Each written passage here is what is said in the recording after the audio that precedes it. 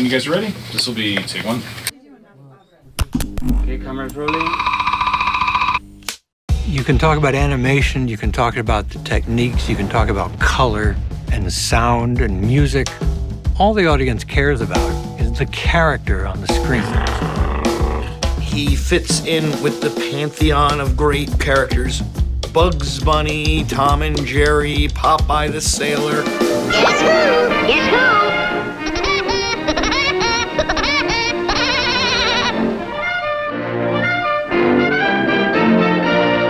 Woody Woodpecker. There's something about him that's very lovable. It's hard to put your finger on. What really made him so famous?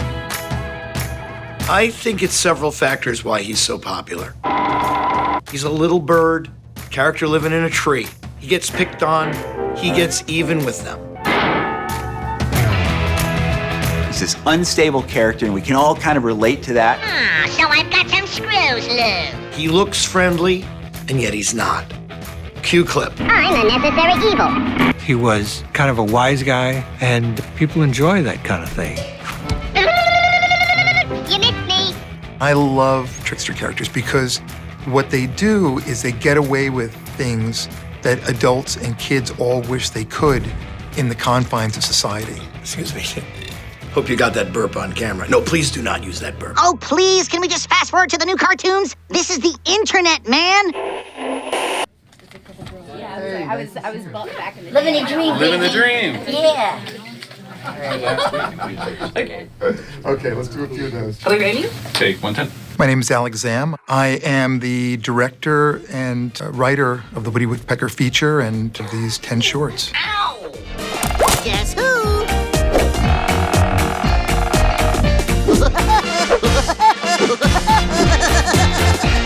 As soon as the script is finished, we do a voice record. And that's where we bring our hero actors into the recording booth. You don't learn how to be a woodsman from a book.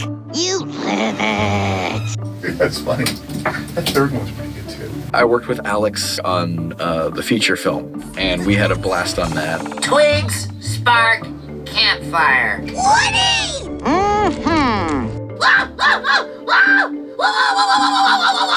These guys are at such a level, it's like jazz musicians riffing upon riffs upon riffs. This is Wendy Walrus. You can try Swedish. We can also try a little Margaret Dumont. Oh, Wally, you're so soft and doughy. Let's try 3 in a row. Guess who? Guess who? Woody!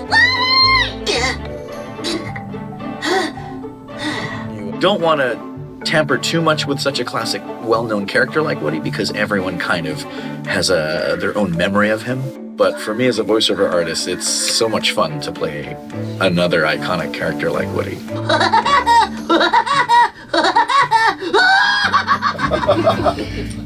That is fantastic. Yeah, you better believe it. Take that, Bugs. I think anytime you take a legacy character, you have to be true to the fans of the character, and you have to introduce them to a modern sensibility. At some point in the afterlife, if I run into Walter Lantz, I want him to shake my hand and not punch me. Whenever I get makeup, I always think, I wish I was going somewhere after this. If my voice level gets too low or too high, let me know and I can adjust it.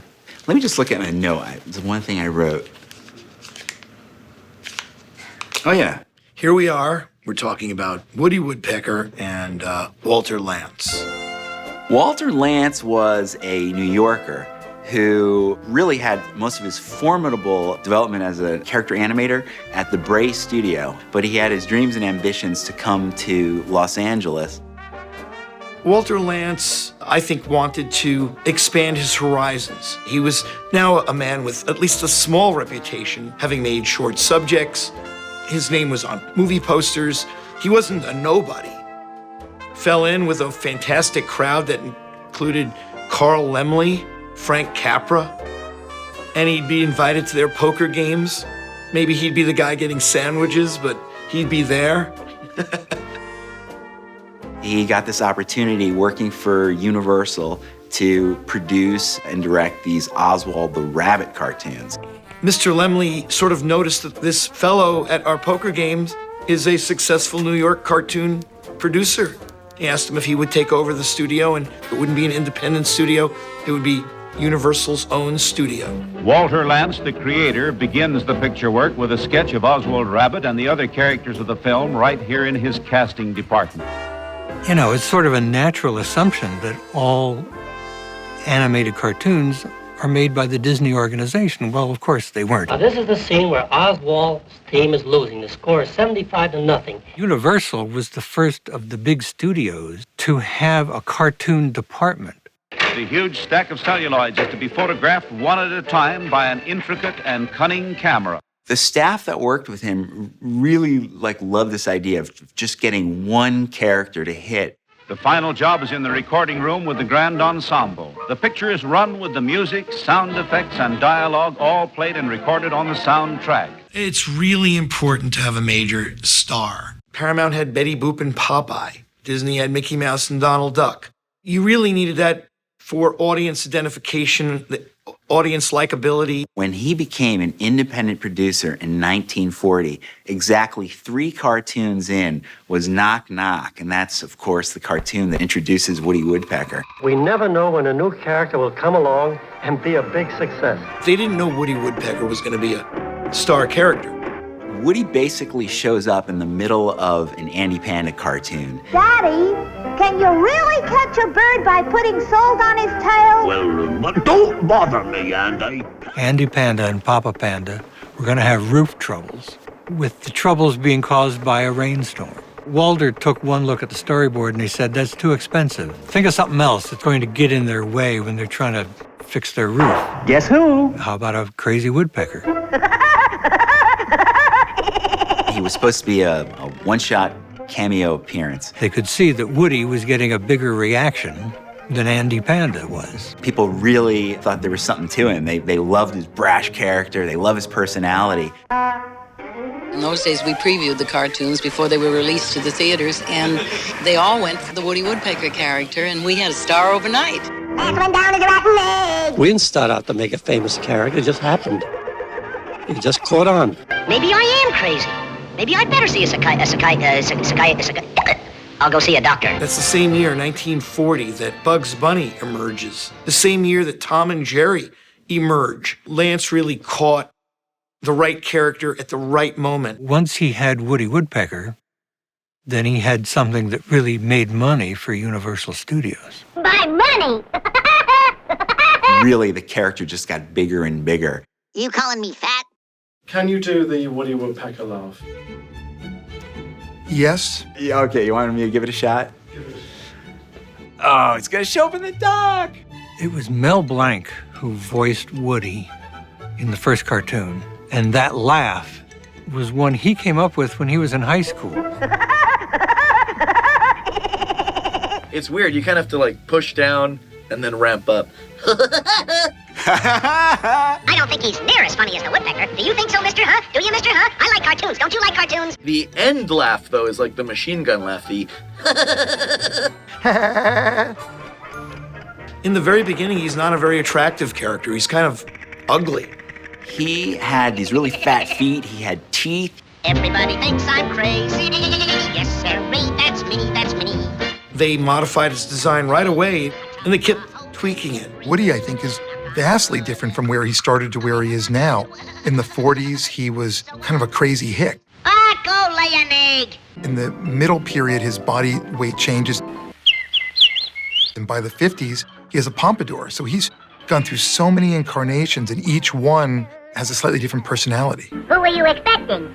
Miss Universe? One of the biggest challenges of translating Woody is which period do you choose? Like many cartoon characters, they've gone through so many iterations over the years. We're remaking Woody, and we want to keep it classic, but also bring it into the modern. Guess who? Every studio have the same idea that the character is a personality. So in order to create that personality, you have to kind of get into who the personality is, right?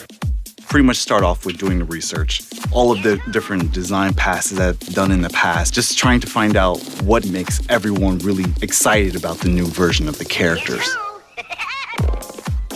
Our job when we were doing these cartoons was really to amalgamate the best aspects of all of him, to bring his anarchic sensibility, but to give him more of a witty, wisecracking verbal comedy. Time for a plot twist.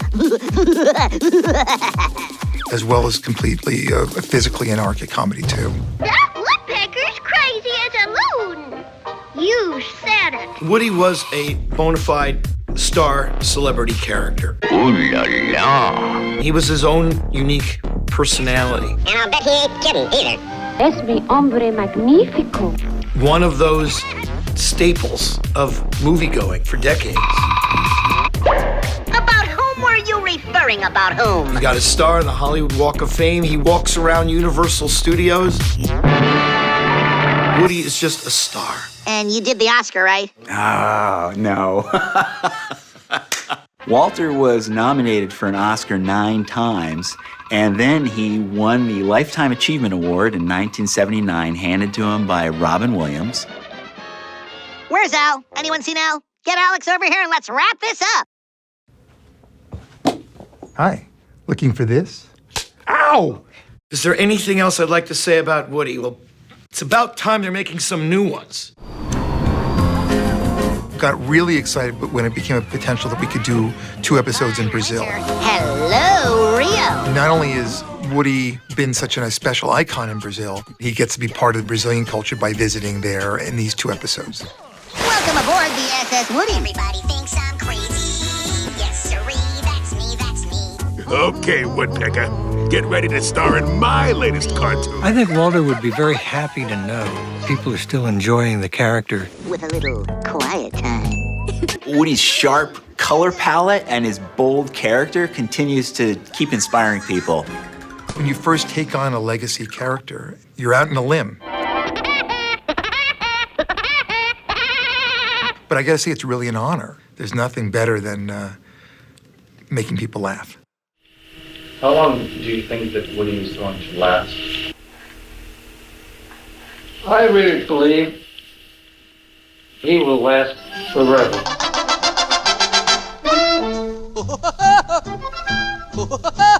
Oh, that's the Woody Woodpecker song. Yeah, he's a-pecking it all day long. He pecks a few holes in a tree to see if a redwood's really red. And it's nothing to him on the tiniest whim to peck a few holes in your head. Oh, that's the Woody Woodpecker's tune. The Woody Woodpecker song.